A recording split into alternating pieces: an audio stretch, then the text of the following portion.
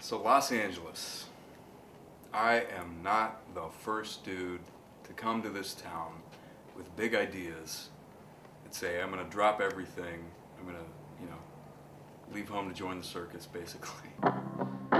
Like a dancing moon, like a strong man.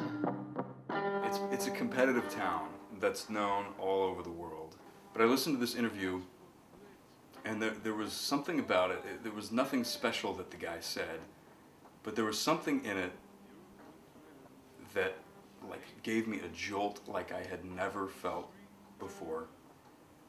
And the jolt came with this feeling, you got to go down to LA. Can I do that? Can I really? I'm supposed to.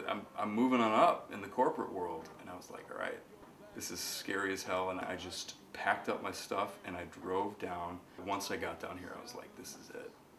I did the right thing. Like ghost town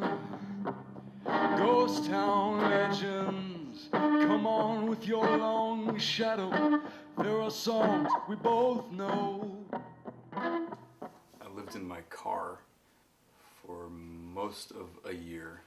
And for the first 6 months, I had that rehearsal space at Royal. But after I got rid of that, I had nowhere to go. So basically, I would sleep on St. James Place. And then after that, I would try and figure out what the hell I was going to do with myself. Now it's true that everything I told you was a lie. Then I moved into an apartment in Koreatown. It was a nice place. I was only there for a couple months until I found this place. It's the best place that I've ever lived. So I'm here, and I've been working with Pro Tools for the last while to get my music recorded. And then Pro Tools just died. It just won't work anymore. You know what? I'm not sad about it. At first I was kind of pissed off or worried or whatever, but I'm glad it happened. I feel disconnected. I feel like I've alienated myself from people. I have robbed myself of not only social opportunities but creative opportunities by saying, no, I do everything better myself. I do have people that are offering me things, at least a couple people, and I have opportunities that are waiting outside these walls, and I'm sitting here thinking, am I shutting them out? Yeah, I am shutting them out. And so what the hell am I going to do about it? I'm a loner. That's why I was willing to come down here and be a hobo and just kind of hang out by myself. But it's really been weighing on me lately how that is detrimental to not only my life, which is a big deal, but also my writing style, which is almost just as big of a deal, because the kind of music I write is what my whole career, my whole life basically hinges on.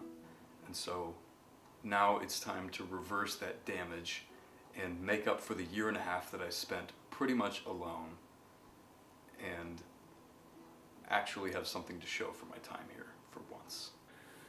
And I need to get out there and make mistakes because I'm too worried about it's funny because I'm not the type of person, I am not the type of person to be afraid to do something because I might screw up. But you know what? In some kind of micro way, I am.